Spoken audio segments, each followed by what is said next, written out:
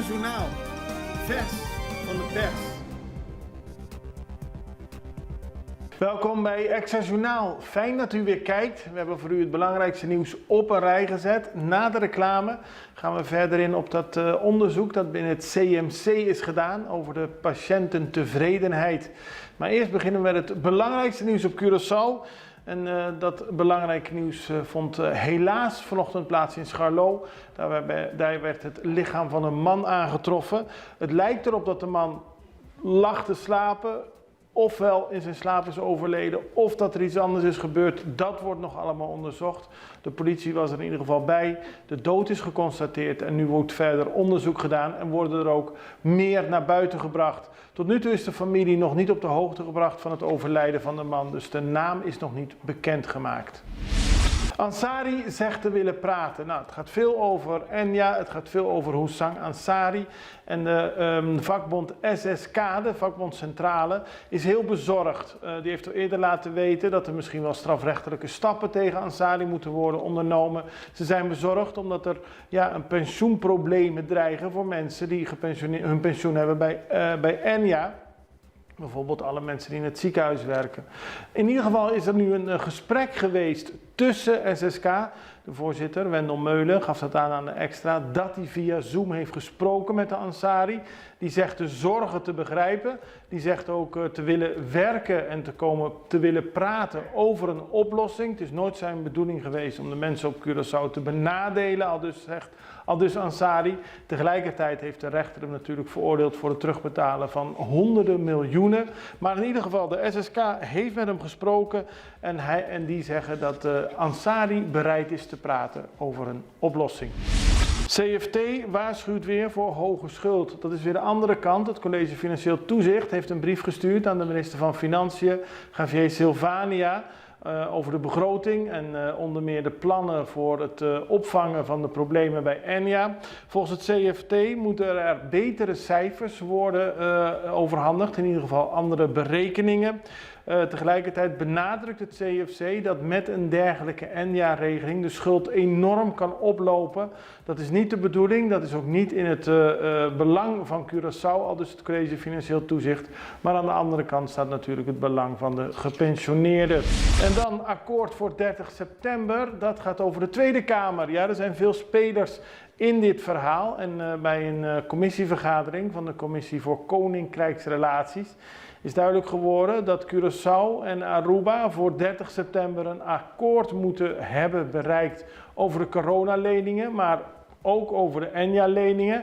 Zo niet, dan kan er een hoger rentepercentage worden gerekend. Zoals bekend heeft Curaçao honderden miljoenen euro's geleend van Nederland voor de coronaproblemen. Toen nog tegen 0%. Nederland wil dat verhogen naar 3,1%, omdat de eilanden de landen niet kunnen terugbetalen vanaf 10 oktober.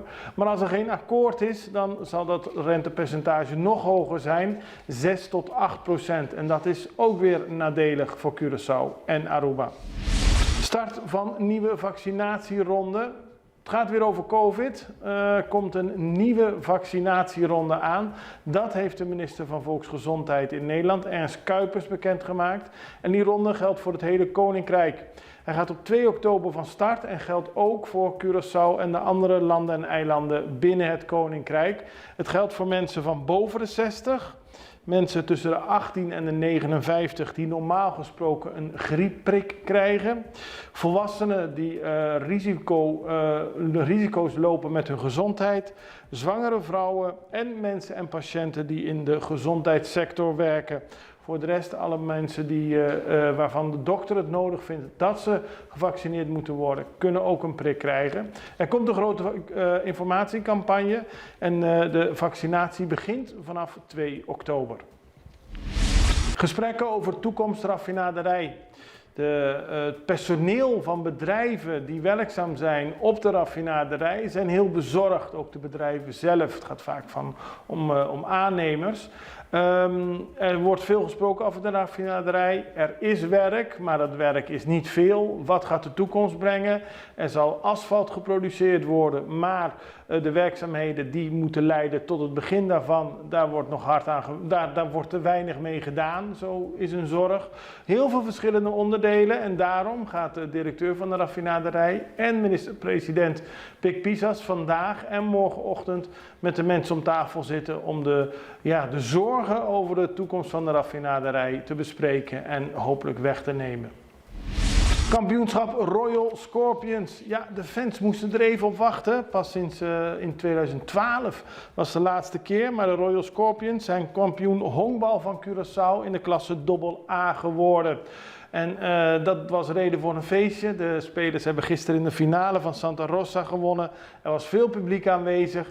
En minister Van Heydoorn van Sport, Cultuur, Wetenschap en Onderwijs reikte de prijs uit. Pabieng. Dan gaan we nu over naar de reclame en dan zijn we zo bij u terug. Censo ta 100% anónimo. Ni CBS, ni e encuestador que ta visitabo, no que sa direito de família em particular. Mas bien nanta interessa pa colectar informação de totalidade. Pa criar vista correcto e exacto de Corsou su hogar nan e habitante nan. Pa instância na Corsou, hanya bom data, cu qual nan por tomar decisão informar. Para nosso país por planificar e desenvolver melhor. Por exemplo, quanto gente empregada e desempregada tem? Den qual barrio? Quanto gas mister de corrente? E quanto tem painel solar? Ora acaba de coletar dados e suma den cifra total, tá desassi de tour informação individual. Família cooperar sa com censo 23 tapahanha vista total e anônimo. PCI e família aqui tá cooperar. Abodambe? Panosa com nos tá. We hadden het gisteren al in het nieuwsoverzicht over het patiëntentevredenheidsonderzoek in het CMC. Voor de eerste keer is dat gehouden. Het is hetzelfde soort onderzoek als in Nederland wordt gedaan. En er kwamen redelijk hoge cijfers uit over de tevredenheid. Scoorde dat meer dan een 8, zowel voor de patiënten die polyklinisch zijn behandeld in de afgelopen periode, als daadwerkelijk in het ziekenhuis zijn opgenomen. Reden voor ons om te praten met de directeur van het CMC, Gilbert Martina. En onze eerste vraag was of hij ook daadwerkelijk tevreden was met de resultaten. Zeker, als we kijken naar de gemiddelde score van zowel de kliniek en de polykliniek, 8,2. Als je kijkt naar de afzonderlijke scores, polykliniek heeft iets hoger gescoord dan de kliniek. En deze meting heeft een grote toegevoegde waarde voor de dienstverlening van het ziekenhuis. Want wat we meten zijn de ervaringen van de patiënt bij bezoek op de polykliniek, ervaringen van de patiënt tijdens opname en ontslag. Die informatie is van grote waarde om onze dienstverlening te verbeteren. Als we kijken naar resultaten van polykliniek bijvoorbeeld, een van de aandachtspunten is dat de informatie over de wachttijden en als de polykliniek uitloopt, dat van belang is. Ja. Want anders zit een patiënt daar en die weet niet wanneer die aan de beurt komt. Dus dat is iets waar we aan moeten werken. Ook informatiebijwerkingen van medicijnen bijvoorbeeld. Bij de kliniek waren de aandachtspunten tijd die verpleegkundigen hebben voor de patiënten. We weten op dit moment dat we een tekort hebben aan verpleegkundigen. En daar zijn we hard mee bezig, ook in het kader om al onze operatiezalen te gaan draaien, zodat we de wachtlijst kunnen verwerken. Wachttijd op de wachtlijst was ook een van de aandachtspunten. Dus je krijgt met deze enquête eigenlijk, vragenlijst, krijg je waardevolle informatie om je dienstverlening op een constante wijze te verbeteren. Maar toch zie je tegelijkertijd dat de mensen zowel in de polykliniek als die worden opgenomen heel hoog scoren voor wat betreft de specialisten. Ze zijn heel tevreden met de doktoren. Absoluut. Dat is een van de, bij beide enquêtes zie je dat als hoogste scoort. Ja. Vertrouwen in de arts. Arts heeft kennis van mijn dossier. En ja, de patiënten komen naar het ziekenhuis niet voor mij, maar voor de specialist. Dus dat is zeker een positief punt. Het gaat om de voorlopige cijfers, want het CMC hoopt dat nog meer mensen reageren op de enquête.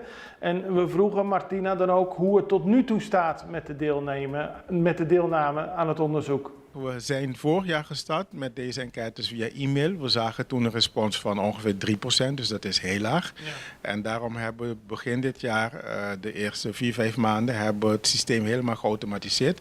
met een bedrijf in Nederland die dit doet voor het grootste gedeelte van de ziekenhuizen. Dat is denk ik goed om erbij te vermelden. De vragenlijst die we hier gebruiken is dezelfde vragenlijst wat is samengesteld door de Nederlandse Federatie van Ziekenhuizen, NFZ. En de resultaten zijn dus vergelijkbaar met, je kan ze in ieder geval benchmarken met Nederlandse ziekenhuizen in Nederland. En met de WhatsApp, wat we in augustus hebben opgestart, met de patiënten die vanaf juli zijn gekomen, zien we al een respons van rond de 18 en 19%. Dus dat is al 6 keer toegenomen.